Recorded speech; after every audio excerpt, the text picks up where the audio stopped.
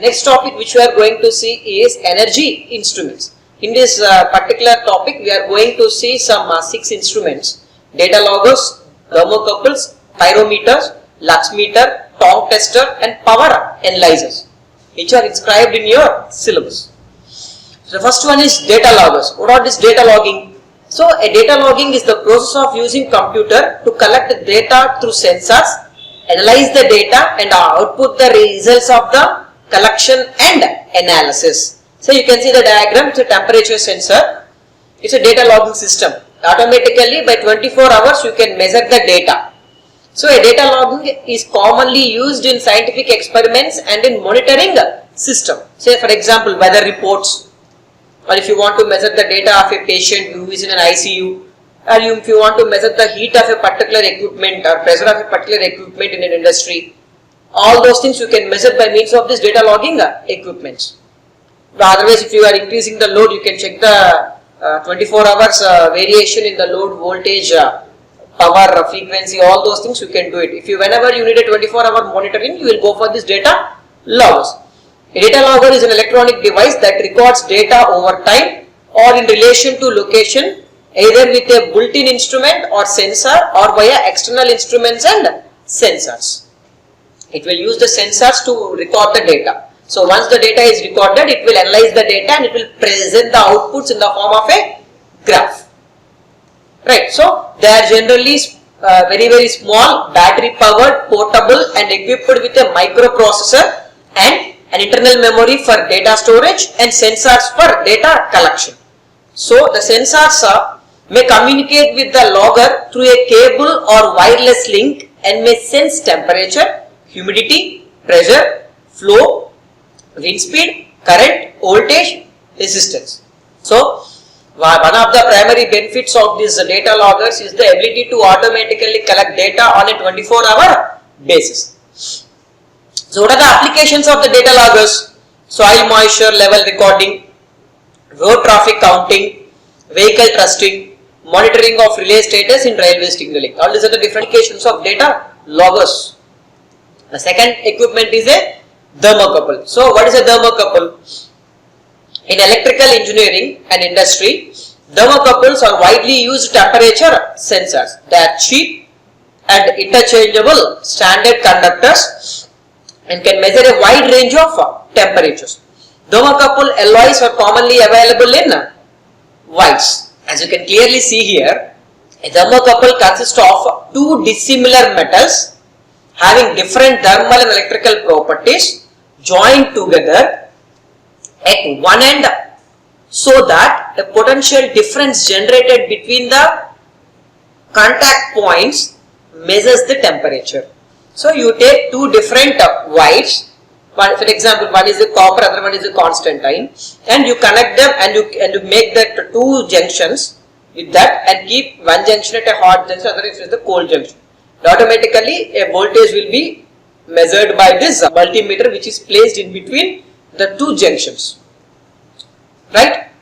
These are very much useful in measuring the temperature of the equipment. So that the junctions of two metals used as a temperature sensor is called a thermocouple. As you can see it there, that junction, you need to keep that junction at two different temperatures. So principle of operation is very simple. Thermocouple operates under the principle that circuit made by connecting two dissimilar metals produces a measurable voltage when a temperature gradient is imposed between the two ends of that. Right? So the EMF generated in this given by log E equal to A log T plus B, where small t is a temperature, E is the EMF, and A and B are the constant which are used for different materials. If A is a constant and B is manganese, so A and B value will be depending upon the type of the material used. Then there are different thermocouple types. There are different types of thermocouples available. As you can see on the screen, there are 4 common types of thermocouples available which are called J, K, T and E. Thermocouple J type, K type, T type and E type. There are 3 more RSC types: thermocouple R type, thermocouple S type and thermocouple C type, which is used for high temperature calibration, and you can see it here over there. For example, the T type thermocouple is made with copper and Constantine metals, and you can see the temperature range minus 250 to 400 degrees centigrade. It is how if I am using my application range, depending upon my temperature range, I will use a different type of thermocouple. This is a measuring temperature table, right? It's a thermocouple table. At the top you can see there are different thermocouple types, and on the bottom left side you can see there are different ranges of temperatures, and for every thermocouple, depending upon its operating range, we will have a different voltages. So the following table lists the voltages as a function of temperature for common thermocouple paints. Let's see a problem in understandable manner. Right. Consider a standard chromel-alumel thermocouple circuit shown below. We need to find out two things. The first one is find the voltage measured by the digital voltmeter, and second one is if the digital voltmeter measures 17.51 millivolts, what would be the temperature T1?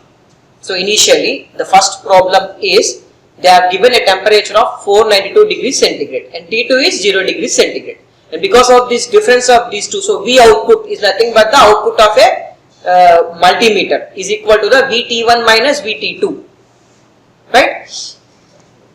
Now you can see, so they have said that the temperature difference is 492 minus 0, fine.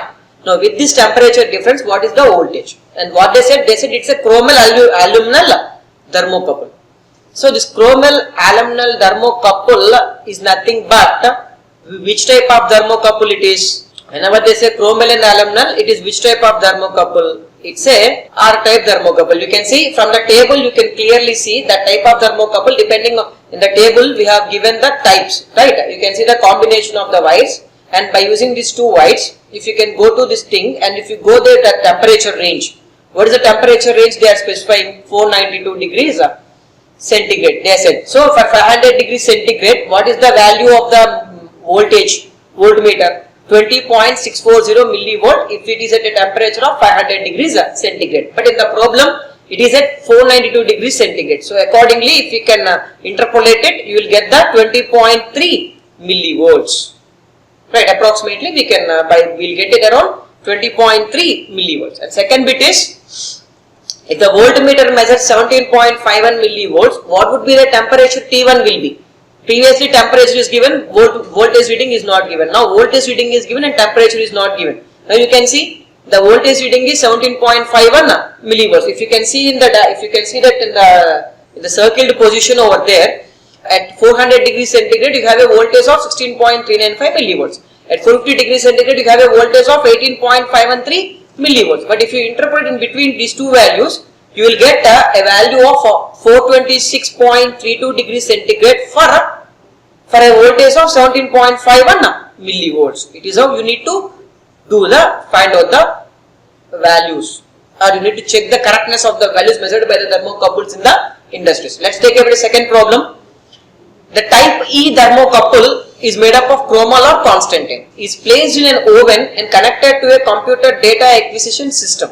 The junction box temperature is independently measured to be 30 degrees centigrade. That is, T2 is 30 degrees centigrade. And the thermocouple voltage is found to be 37 millivolt. What is the temperature in the oven? T1. What is the value of T1? They are asking now. They have given T2 as 30 degrees centigrade.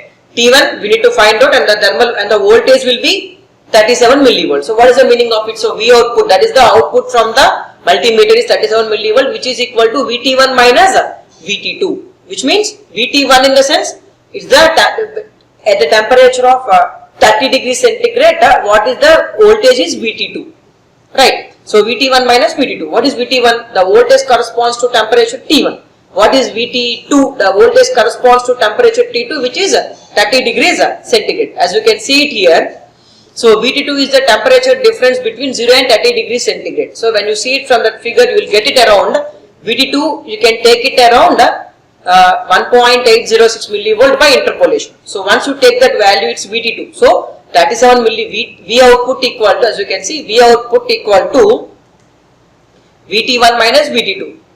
So VT1 minus VT2 is equal to 37 millivolt. And what is VT2? You know already. So VT1 equal to 37 millivolts plus VT2. What is VT2? 1.806. So finally it is 38.806 millivolts. It is the VT2. That is the voltage corresponds to temperature T2 is 38.306 millivolts. Again from the table, by taking the E thermocouple, it is the second column, it is the E thermocouple, you can see for 500 and 600 you are having this value 38.806 millivolts. So by interpolation we can find out that the value is T1 is 522.3 degrees centigrade. It is how we need to calculate the answer.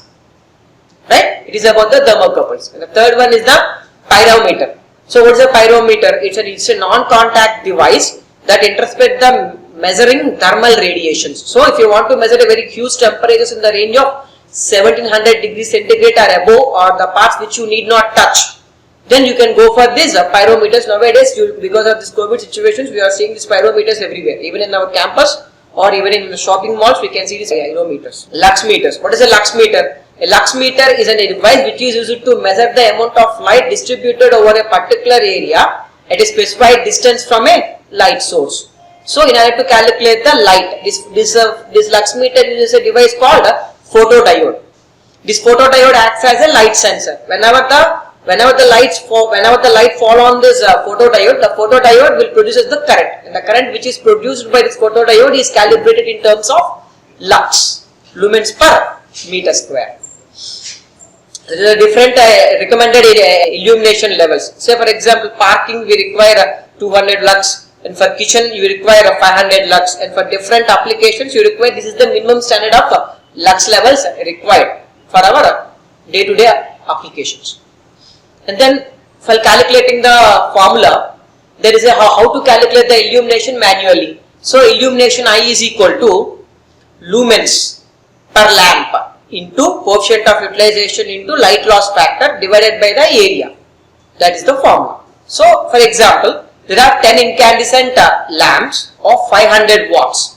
Each lamp is 500 watt, and you are getting 10,000 500 lumens per lamp, and it is spread across an area of 50 meter square with a coefficient of utilization is given as 0.4 and the light loss factor is 0.8. So how to calculate the illumination? And you can see it here. Illumination is equal to, there are 10 lamps and each lamp is having how many lumens? 10,500 lumens. So 10 into 10,500 into what is the coefficient of utilization, you can put it there, and what is the light loss factor, you can keep it there, divided by area is 50, and you will get it around 1015 lux. It is how you will calculate the illumination. And the next one is a tongue tester. What is this tongue tester? It is nothing but a clamp meter.